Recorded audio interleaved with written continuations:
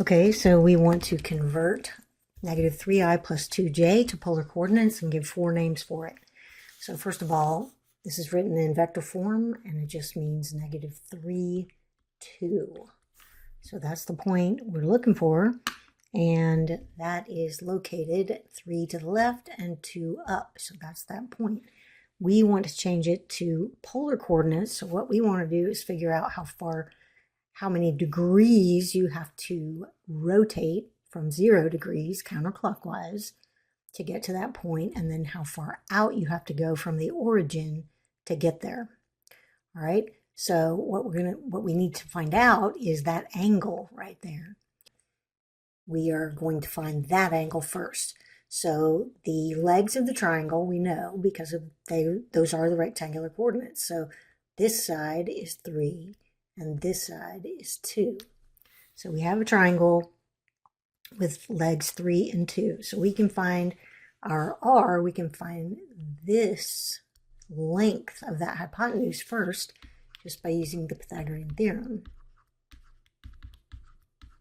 So 4 plus 9 equals r squared, so that is 13 for r squared. So r is going to be the square root of 13. Now we need to find this angle right here. This isn't the angle we actually want, but it's going to get us the angle we want. We have to use the angle that's inside of our triangle, and that is going to be the angle between the radius and the x-axis. So we're always going to be using the angle between the radius, that is the hypotenuse of the triangle, and the x-axis. All right, so we've got opposite, we've got adjacent, so we can use tangent. So tangent theta is equal to 2 over 3. And so since we don't have the angle, we're going to have to use inverse tangent because we're putting the range into the domain. So we have to use inverse function. Inverse tangent of 2/3 is going to give us theta. So if we punch into our calculator, 2 divided by 3 equals, and then we hit inverse tangent, it's going to give us about 33.69 degrees. 33.69 degrees. Now that is the angle inside the triangle. This is this angle right here. We don't want that angle, we want this angle. So to figure out what this angle from 0 around the radius is, that's what we need to know. We need to think about it this way. If we go all the way from 0 all the way to 180, so if we go all the way around to here, that would be 180. We don't want 180. We want to back up. We want to back up to here. So we want 180 minus theta.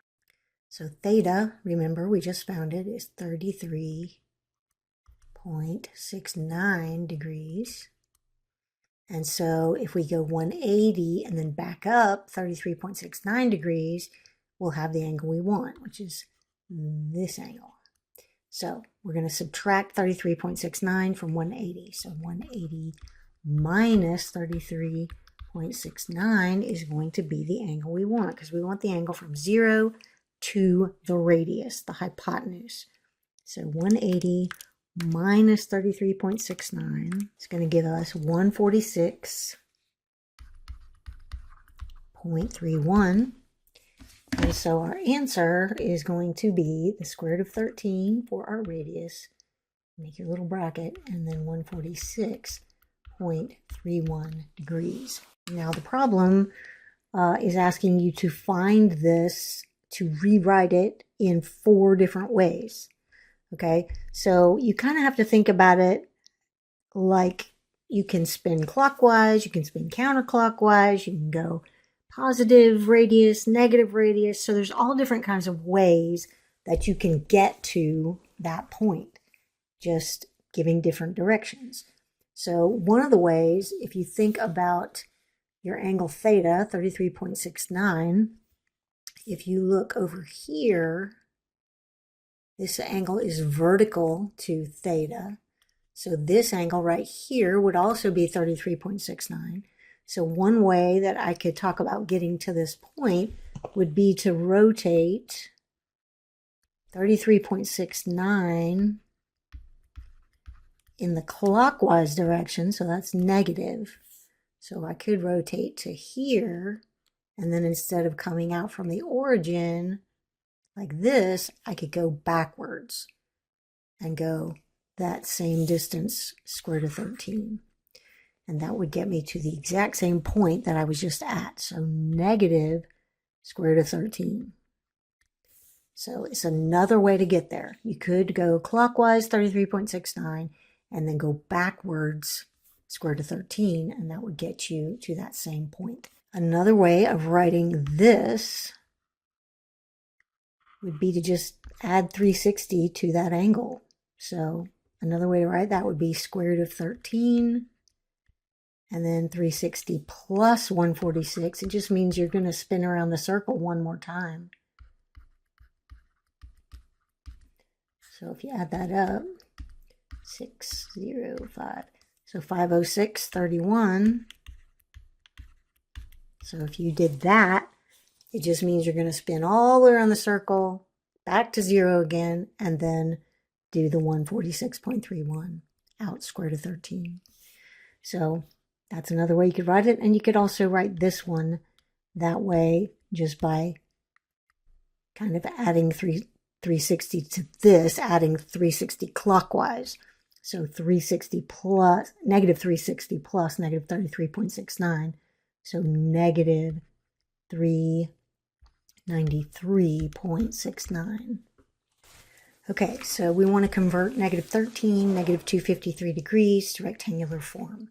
So your book would write this negative 13 for R and negative 253 degrees for theta.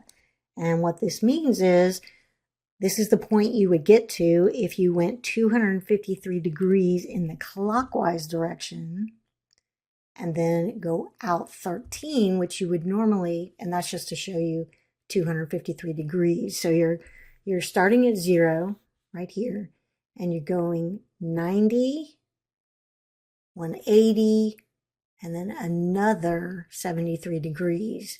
And that is where you're at. So you would normally go out from the origin into that quadrant like this. But since it's negative 13, you're going to go backwards. So instead of going that way, you're going to go that way.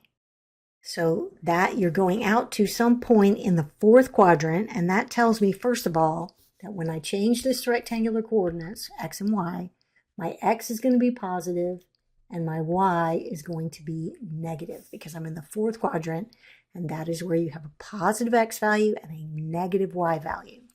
So it's a good thing to remind yourself of that right away, because when you start doing the problem, you're going to forget that what quadrant you're in, because your calculator is not going to tell you that. It's not going to remind you that you're in the fourth quadrant. It's just going to give you positive values. So the triangle that we're going to be working with is the triangle that comes down from the x-axis to the point. So we know that R is 13. So that's 13. And we have to think about theta. All right, we went this way. We went 253 degrees. That's what this angle is. Went 180 and this much more. And we came out this way, but we had to go backwards. So what we need to do is figure out what this angle right here is going to be, and that's going to be theta because these are vertical angles. So to figure out what that angle is, we know all the way from 0 to that radius is going to be 253. So I know I've gone 90, 180, and some more to get to 253. So if I take 253 and subtract 180, that's going to tell me what that angle is. So that's 3, that's 73. So this angle right here is 73 degrees, and that's what theta is. So my theta is going to be 73 degrees in this triangle. I know the radius is 13, that's the hypotenuse, and I need to find x and y. So I can use sine and cosine to find that. So the sine of 73 is going to be opposite, which is y, over hypotenuse, which is 13. Multiply both sides by 13, and then punch that into your calculator. We're going to say 73 sine times 13. That's going to give you about 12.43 for y.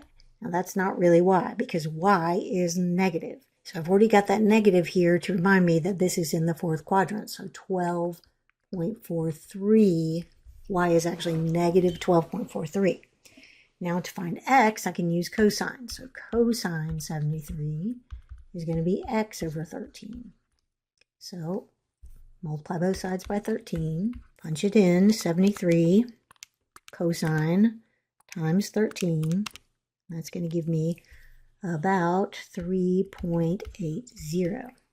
So my x is going to be 3.80, and that is positive because we are in the fourth quadrant.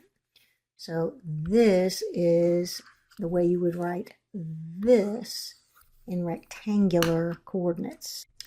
Okay, in lesson 20, we're going to talk about a 30, 60, 90 triangle and a 45, 45, 90 triangle. These are two triangles that are very important when we are studying the unit circle, which we'll talk about in a future lesson. And so the way we get the 30, 60, 90 triangle is we take an equilateral triangle of side 2 and we split it right down the middle.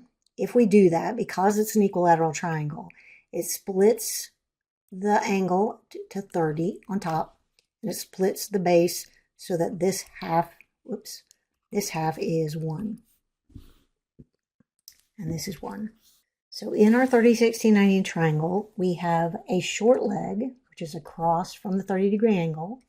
We have a long leg, which is across from the 60-degree angle. And we have the hypotenuse, which is across from the right angle. And the ratios in a 30, 60, 90 triangle, if it's a gigantic 30, 60, 90 triangle, if it's a tiny 30, 60, 90 triangle, it doesn't matter. You'll get the same ratios no matter what. So we know the hypotenuse is 2. We broke it off this 2 by 2 by 2 equilateral triangle. The base got split in half, so that's 1. This side, we'll call it x, is we can use the Pythagorean theorem. 2 squared equals x squared plus 1 squared. So 4 equals x squared plus 1. So 3 equals x squared. So x is the square root of 3. So this relationship, 1 to 2 to the square root of 3. So 1 for the short leg, 2 for the hypotenuse, square root of 3 for the long leg. This ratio is going to be the same no matter what. So if the hypotenuse is x, some value, I don't know what it is, the short leg is always going to be half of that. So x over 2. Just like here, hypotenuse is 2, short leg is 1. It's always going to be that relationship. Short leg is half of the hypotenuse. The long leg is always going to be the square root of 3 times the short leg. So over here, our short leg is 1. Our long leg is square root of 3. So the relationship between the short leg and the long leg is always 1 to the square root of 3. So since my short leg here is x over 2, my long leg is going to be square root of 3 over 2x. If the hypotenuse were 1, the short leg would be 1/2. And the long leg would be square root of 3 times the short leg, which would be the square root of 3 over 2. So I'm just showing you whatever the triangle looks like, whatever the hypotenuse is, these are the relationships. The hypotenuse is always double the short leg is always half the hypotenuse, and the long leg is the square root of 3 times the short leg. 45, 45, 90 triangle. If you take a square with side 1 and cut it in half down the diagonal, you will get a 45, 45, 90 triangle because you'll have what is called an isosceles right triangle. And so since the right angle is 90, the other two angles are supposed to be the same. And so they will both be 45. So in a 45, 45, 90 triangle, if you use the Pythagorean theorem, you'll have 1 squared plus 1 squared is equal to x squared. So 2 equals x squared. So the square root of 2 is that hypotenuse.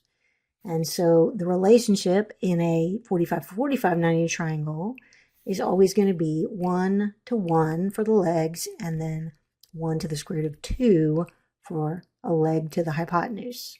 If you have a 45, 45, 90 right triangle with legs x and x, your hypotenuse is going to be square root of 2x. And if you have a 45, 45, 90 triangle with hypotenuse 1, then your legs are going to be 1 over the square root of 2.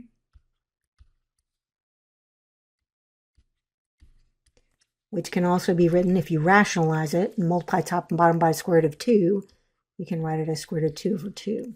Okay, so these ratios are important. We're going to use them to find exact values for all kinds of lengths and angles and whatnot. So let's look at an example. So we've got sine 45 degrees, 7 sine 45 degrees. Right? We're supposed to evaluate this without using a calculator. And so the way we do that is with that 45, 45, 90 triangle. So we've got, that's supposed to be isosceles, sorry about that. So this is 45, 45, 90. And we know that the relationship between these sides, if the legs are 1, 1, the hypotenuse is square root of 2. So sine 45, 45 degree angle, sine is going to be opposite over hypotenuse. So sine 45, just by looking at this triangle, I can see that sine 45 is 1 over the square root of 2. Opposite over hypotenuse. So I'm memorizing this relationship in the 45, 45, 90 triangle. 1 to 1 for the legs. 1, 1, square root of 2 for the hypotenuse. 1 to the square root of 2. So I know what sine 45 is, 7 times sine 45 is 7 over the square root of 2. I wouldn't leave my answer this way because it's not rationalized. The denominator can't have a square root in it, so my answer would be 7 square root of 2 over 2. And that is an exact answer. You would not use a calculator for this. If you gave a decimal answer for this, an approximation, that would not be correct. So from now on, for 45 degree angles, 30 degree angles, 60 degree angles, we're going to use these triangles to get exact values. Okay, now we're looking at 4 square root of 3 times cosine 60. So we need our 30, 60, 90 triangle. All right, so you've got right angle, you've got a 30 degree angle, and you've got a 60 degree angle. The 30 degree angle is across from the short leg.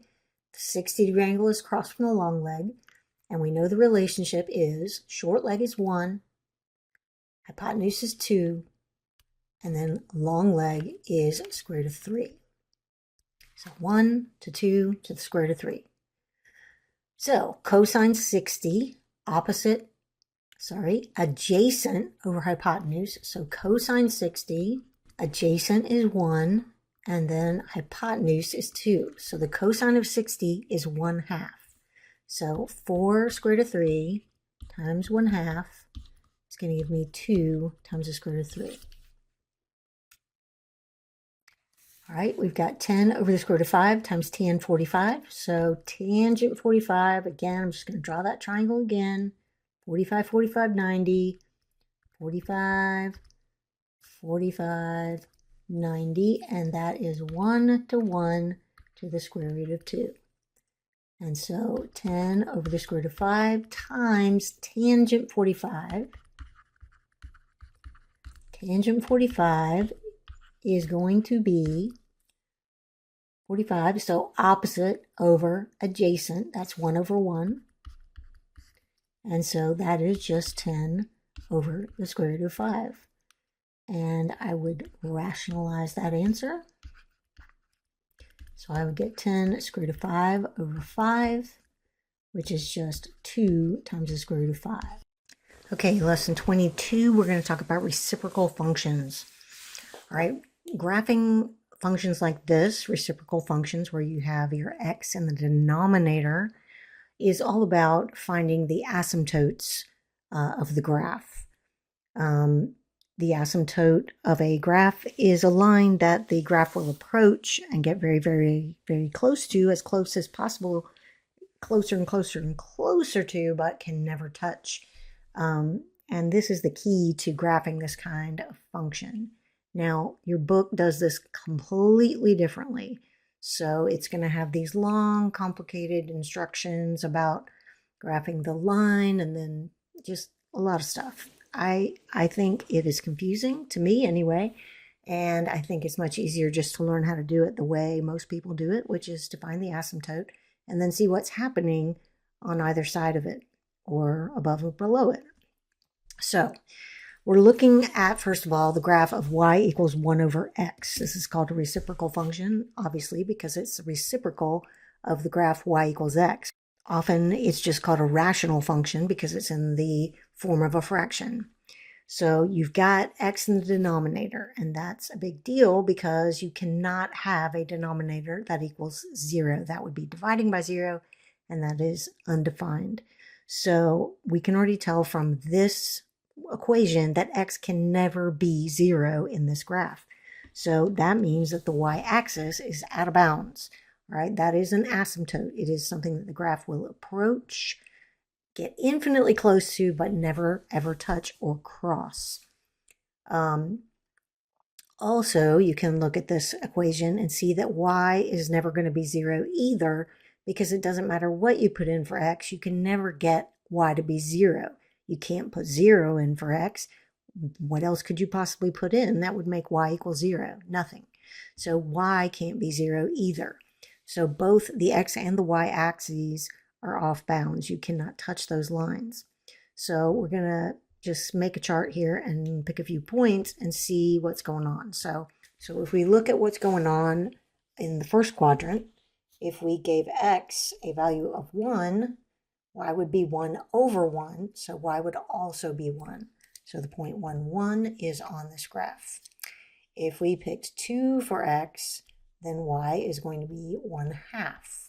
So that point is on this thing. We can see that as we get bigger and bigger, like if we go on to x equals 3, y is going to be 1/3. As x gets bigger and bigger and bigger, y keeps decreasing closer and closer and closer to 0. So it's approaching that asymptote, but it can never get there because no matter what you put in for x, y can't get to 0. All right, if we look at what's happening to the left of x equals 1, we can see what's happening as the graph approaches the vertical asymptote. So if we put in 1/2 for x, for example, 1 over 1/2 is going to be 2. So y is 2. So that point, 1/2, 2 is on the graph. If you put in 1/3 for x, y equals 1 over 1/3, that means that y is going to be 3. So that point is on the graph, 1/3, 3. So you can see that the same thing is happening here as x gets closer and closer and closer to 0, it gets to be tiny, tiny fractions. The graph, the function is going to flip it upside down and make it a big, big, big whole number. So that side of the graph is a curve that is approaching the x and y axes but will never touch. Now, if we look at what's happening when x is negative, so if x is -1, now you've got y equals 1 over -1, which is -1. So the point -1, -1 is on there. So you can see that as you put in -2, you're going to get -1/2 for y. And so you can see as we go bigger and bigger in the negative direction, more absolute value, bigger, bigger, bigger, the graph is approaching the x-axis, getting tiny, tiny values of y. And then if you put in like -1/2 for x, then y is going to be -2. It's going to get flipped upside down. So you get that point. So it looks exactly like the first quadrant. So the graph you're going to get looks like this. It's called a hyperbola. And we have y equals 1 over x squared, which is going to be very similar, except that now, no matter what you do, y is going to be positive. So on the graph before, y could be negative if x was negative. But now, y is never going to be negative. Y is going to be greater than 0, whatever you do, because it can't be 0, because again, you can't put in 0 for x and nothing else is going to make it 0. So if we look at some possibilities, if x is 1, y is 1 over 1 squared, which is 1. So the point 1, 1 is on this graph. If x is 2, you're going to have 1 over 2 squared, which is 1/4 for y. So 2 1/4. So you can see what's happening over here is very similar to what was happening over on the other graph, except it's kind of happening faster. You're getting close to that x-axis. You're approaching it, but you can never touch it. If x is 3, you're going to have 1/9. So getting really, really close now. So the bigger you get with your x, the closer the tiny, tiny, tiny y is going to get, super tiny, but it's never going to get to 0. And then if you look to the left of x equals 1, say you try x equals 1/2, now you're going to have 1 over 1/2 squared, which is 1 over 1/4, which is 4. So now as you move toward the y-axis, you're shooting up really quickly. So if you put in 1/3 for x, now when you square that, you've got 1/9, and when you flip it, you get 9. So we're going to be way, way up high. All right. So then let's see what happens when x is negative. So when x is -1, you're going to have 1 over -1 squared, which is going to be 1, positive. No matter what you put in for x, you're going to get positive values. So -1, 1 is going to be on here. If x is -2 and you put that in, you're going to get 1/4. So that's going to be coming down, getting close to that x-axis, just like it did on the right side of the y-axis. And if you put in something like -1/2 for x, now you have positive 1/4 in the denominator. So you flip that, you're going to get 4. So -1/2 is going to be up there at 4. So this is what the graph looks like. It is approaching those asymptotes, getting closer, closer, closer, but never touching. And this time, you're never going below the x-axis. Okay, so now you want to graph y equals 1 over x minus 2. This is a little bit different because now x can be 0. It's the denominator that can't be 0. The whole denominator cannot be 0. X can be 0 because then the denominator will be -2. That's fine. But x can't be 2. So the denominator cannot equal 0. X minus 2 cannot equal 0. And therefore x can't be 2. So now the vertical asymptote is here at x equals 2. That is the line that the graph cannot touch. Again, y is never going to be 0. There's nothing you can put in there that will give you a 0 value for y because the denominator can't be 0 and there's nothing else that 1 over something cannot be 0.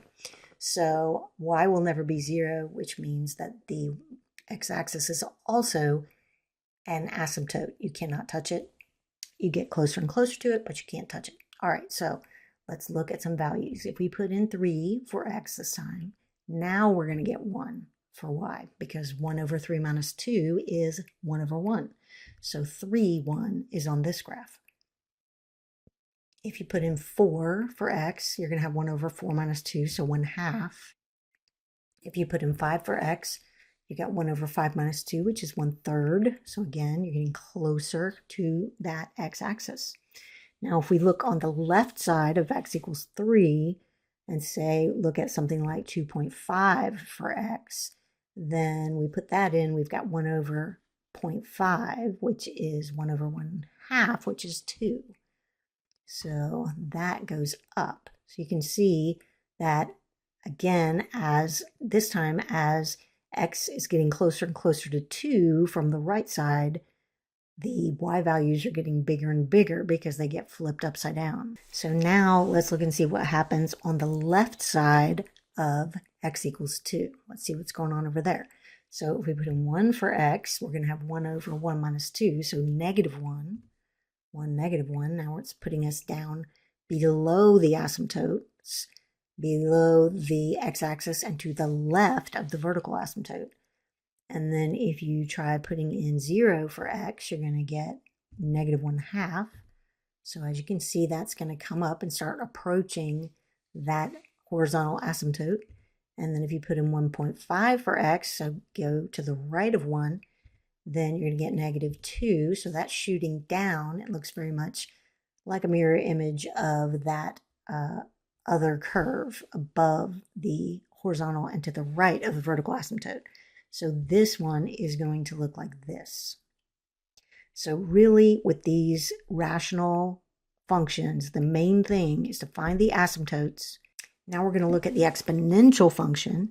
So we often call the following types of expressions powers, like 3 squared, 4 to the 10th, 10 to the 5th. A power with a constant as its base and a variable in the exponent is often called an exponential. An exponential function is of the form f of x equals b to the x, where b is a positive real number. And so an exponential function is going to look like a function where you have a base of some kind and the exponent is your x or your y.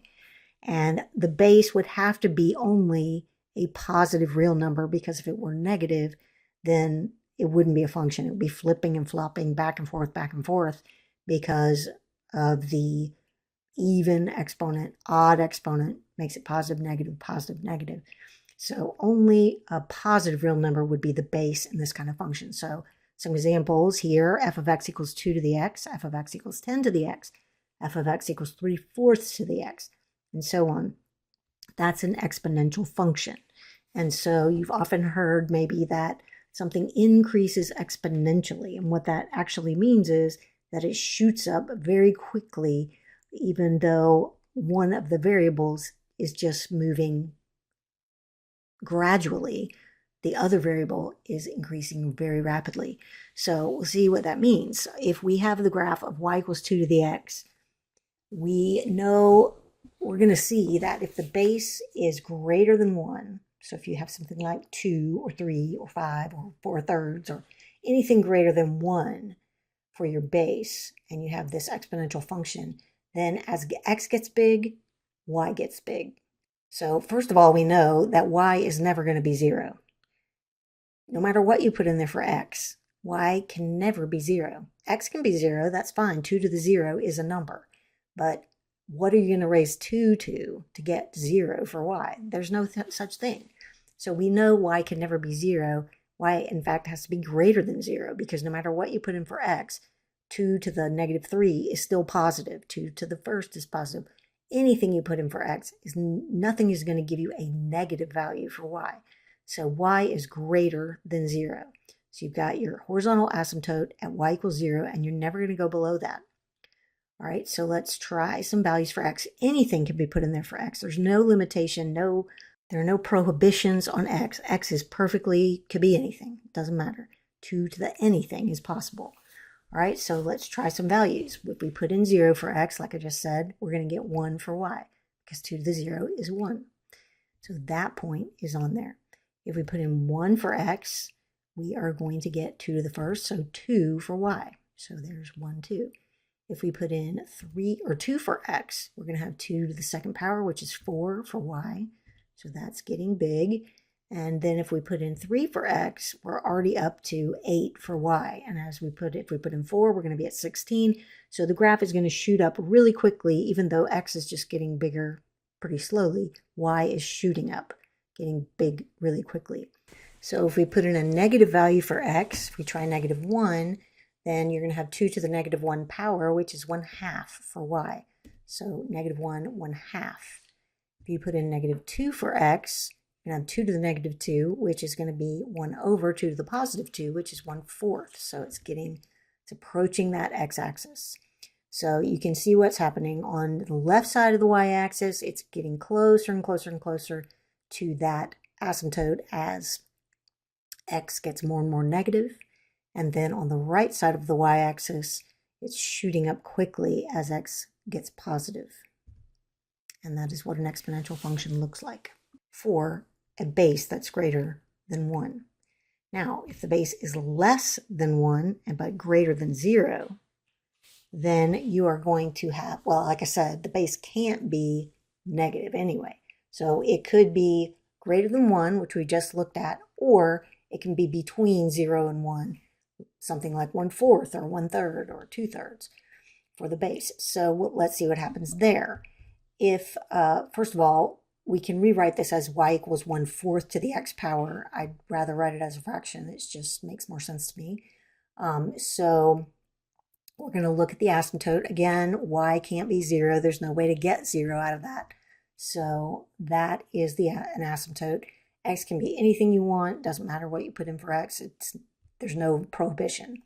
All right, so if we look at x equals 0, again, the point 0, 1 is going to be on this graph. And then if we look at x equals 1, we have 1/4 to the first power, so that is 1/4. So that is now getting smaller. If we put in 2 for x, it's really getting tiny, 1/16. So we're getting really close to that asymptote. So you can see that on the right side of the y-axis, you're going to get tinier and tinier values for y as x gets big, just very slowly. But the y value is going to just shrink super fast. On the left side of the y-axis, when x is negative, 1/4 to the -1 power, you're going to flip that fraction, so it's going to be 4. So -1, 4 is on the graph. And then if you put in -2 for x, you're going to have 1/4 to the -2 power, which is going to be flipped, and it's going to be 4 squared, which is 16. So already that's going to be shooting way, way up. So on the left side this time, the graph is shooting up. On the right side, it's approaching the asymptote. So when your base is between 0 and 1, you're going to have the same kind of curve you had when the base is greater than 1, except this time it's going to be flipped around across the y-axis.